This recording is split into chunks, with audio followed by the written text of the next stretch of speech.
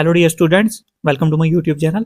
आज का जो हमारा टॉपिक रहेगा वो रहेगा क्लास 10th मैथ से real numbers chapter number first की इंट्रोडक्शन। इंट्रोडक्शन में आज हम करेंगे थ्योरम जो है 1.3 जो है prove that under root two is irrational. जिस तरह से हम अंडर रूट टू प्रूव करेंगे इरेशनल, उसी तरह से अंडर रूट 3 भी होगा, उसी तरह से अंडर रूट 5 भी होगा। इस टाइप के क्वेश्चन जो हम करते हैं वो करते हैं कॉन्ट्राडिक्शन मेथड से। हम एज्यूम करते हैं यहाँ पर कि अंडर रूट टू इरेशनल नहीं रैशनल है, उसके बाद हम सॉल्व करते हैं। तो सबसे पहले हम क्या लिखेंगे, let us assume to the contrary that under root two is rational, मतलब इरेशनल नहीं है रैशनल। यहाँ पर हमने लिख लिया let us assume to the contrary that under root two is rational. हमने मान लिया कि अंडर रूट टू रैशनल नहीं रैशनल है। अगर अंडर रूट टू रैशनल है तो इसका मतलब ये किस फॉर्म में होगा, ए बाई बी की फॉर्म में या पी बाई क्यू की फॉर्म में। तो हमने पढ़ा था रैशनल नंबर जो होता है वो पी बाई क्यू की फॉर्म में होता है। तो हम लिखते हैं देयरफॉर अंडर रूट टू जो होगा वो क्या ए बाई बी की फॉर्म में होगा। अब हमने यहाँ क्या लिखा, अगर अंडर रूट टू रैशनल है तो ये किस फॉर्म में होगा, ए बाई बी की फॉर्म में या पी बाई क्यू की फॉर्म में। Where a and b are coprime, जहां पर ए और बी जो है हमारे को प्राइम नंबर है। अब को प्राइम नंबर्स कौन से नंबर्स होते हैं, वो नंबर जिनका कॉमन फैक्टर 1 है। अगर ए और बी का 1 के अलावा कोई और कॉमन फैक्टर आता है तो अंडर रूट टू रैशनल नहीं इरेशनल है। तो ऐसे हमने ये क्वेश्चन सॉल्व करना है। अब हम आगे देखते हैं। अब यहाँ पर रूट है तो रूट हटाने के लिए हम क्या करते हैं, स्क्वायरिंग ऑन बोथ साइड्स। तो हम दोनों साइड स्क्वायर करते हैं, उससे रूट जो है हट जाएगा। Squaring on both sides, under root two का स्क्वायर करेंगे और क्या करेंगे, ए और बी, ए बाई बी का भी स्क्वायर करेंगे। अंडर रूट टू का स्क्वायर क्या होता है, 2 ही आएगा। स्क्वायर से रूट कैंसिल, ए का square A into A square, B into B square. A का स्क्वायर ए को 2 बार मल्टीप्लाई करेंगे ए स्क्वायर, बी को 2 बार मल्टीप्लाई करेंगे बी स्क्वायर। अब यहाँ पर अगर देखोगे बी यहाँ पर डिवाइड में, इसको हम उधर ले जाते हैं।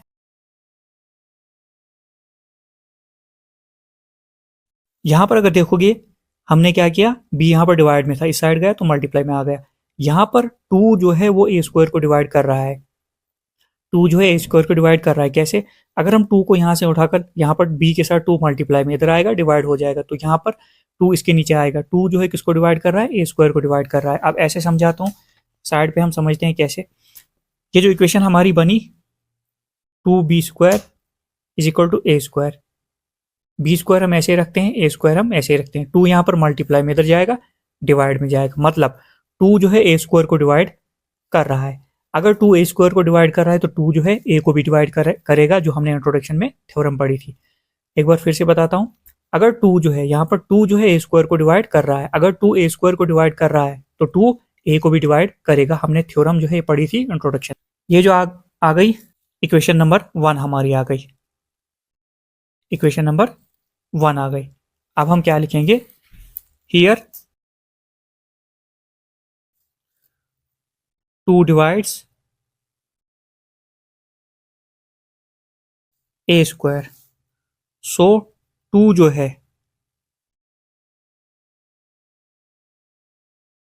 ए आल्सो। अगर 2 जो है ए स्क्वायर को डिवाइड कर रहा है तो 2 जो है ए को भी डिवाइड करेगा। यह हमारी थ्योरम जो हमने पढ़ी थी। अब हम आगे क्या करते हैं, let a is equal to 2c हमने लेट किया। क्या आ गई इक्वेशन नंबर हमारी सेकंड, ये आ गई सेकंड इक्वेशन हमारी। अब हमने A is equal to 2c let क्यों किया, 2 के साथ कुछ मल्टीप्लाई करके ए आया होगा। या ऐसे समझो, हमने जो है पहले क्या दिखाया, हमने ये दिखाया ये जो 2 है ए स्क्वायर को भी डिवाइड कर रहा है और ये 2 जो है ए को भी डिवाइड कर रहा है, मतलब ए का काम खत्म हो गया। अब हमने दिखाना है, अब हमने ये चेक करना है क्या 2 बी को भी डिवाइड कर रहा है या बी को भी डिवाइड कर रहा है, ये हमने चेक करना है। इसलिए हमें ये जो कांस्टेंट जो है इंटीजर जो है अलग से लेना पड़ा। अब C is any integer, C is any integer. अब क्या करेंगे, वैल्यू पुट करेंगे इक्वेशन 2 की इक्वेशन फर्स्ट में। तो हम लिखते हैं putting the value value of equation 2 in equation first. Equation 2 की वैल्यू इक्वेशन फर्स्ट में हम डाल देंगे। तो अब यहाँ पर अगर देखोगे a जो है किसके बराबर है, 2b के बराबर, मतलब यहाँ पर a जो है 2b का स्क्वायर के बराबर। तो इसकी जगह हम क्या लिखेंगे,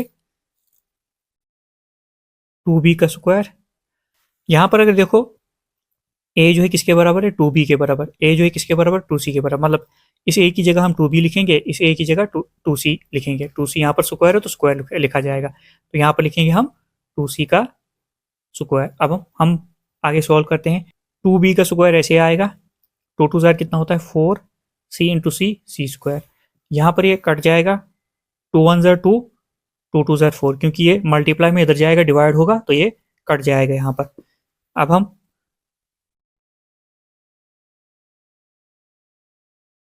आगे देखते हैं, बचा क्या हमारा यहाँ पर, b square is equal to 2c square.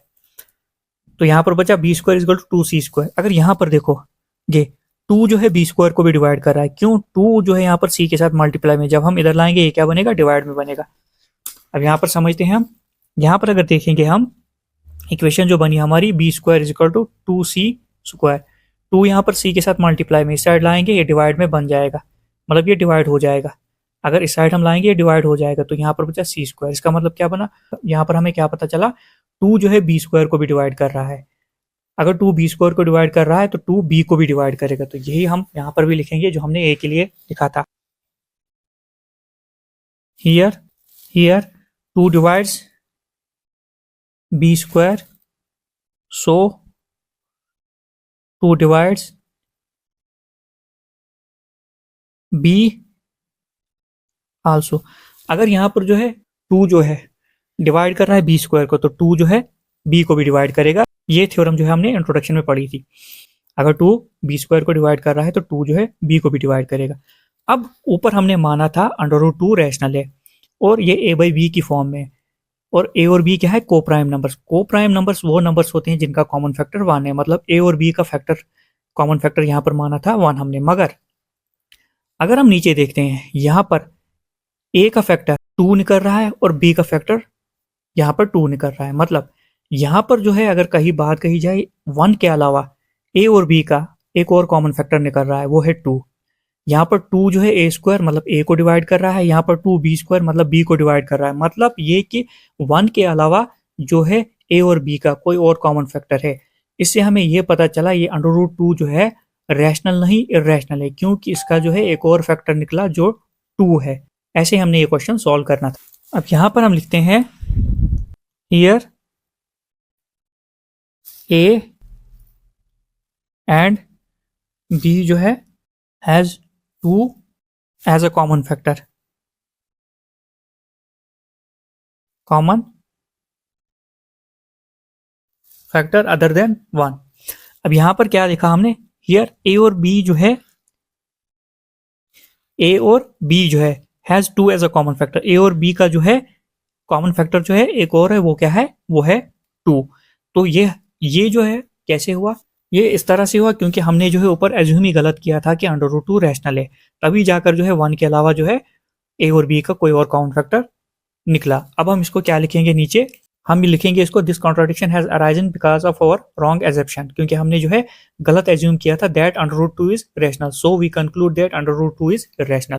तो अब हमने क्या लिखा, this contradiction has arisen because of our wrong assumption, क्योंकि हमने जो है ये कॉन्ट्राडिक्शन जो आई वो क्यों आई, क्योंकि हमने गलत एज्यूम किया था दैट √2 इज रैशनल, कि हमने ये एज्यूम किया था √2 रैशनल है, so we conclude that √2 is irrational. तो हम ये कंक्लूड करते हैं कि √2 रैशनल है। क्यों रैशनल है, क्योंकि 1 के अलावा, क्योंकि a और b का 1 के अलावा कोई और कॉमन फैक्टर आ रहा है, वो है 2 जो यहाँ पर आ रहा है, यहाँ जो हमने यहाँ पर लिखा और यहाँ पर लिखा। तो इससे हमें ये पता चला √2 जो है रैशनल नहीं इरेशनल ही है। तो इस तरह से क्वेश्चन हमने सॉल्व करना था। आई होप कि आपको समझ आ गई होगी। तो 1-2 बार वीडियो को देख लीजिए, आपको इजीली समझ आएगी। इस क्वेश्चन से आपका √3 भी ऐसे ही होगा, √5 भी बिल्कुल जो है ऐसे ही सॉल्व होगा। तो जितना हो सके चैनल को सब्सक्राइब कीजिए, लाइक कीजिए, शेयर कीजिए। Thank you.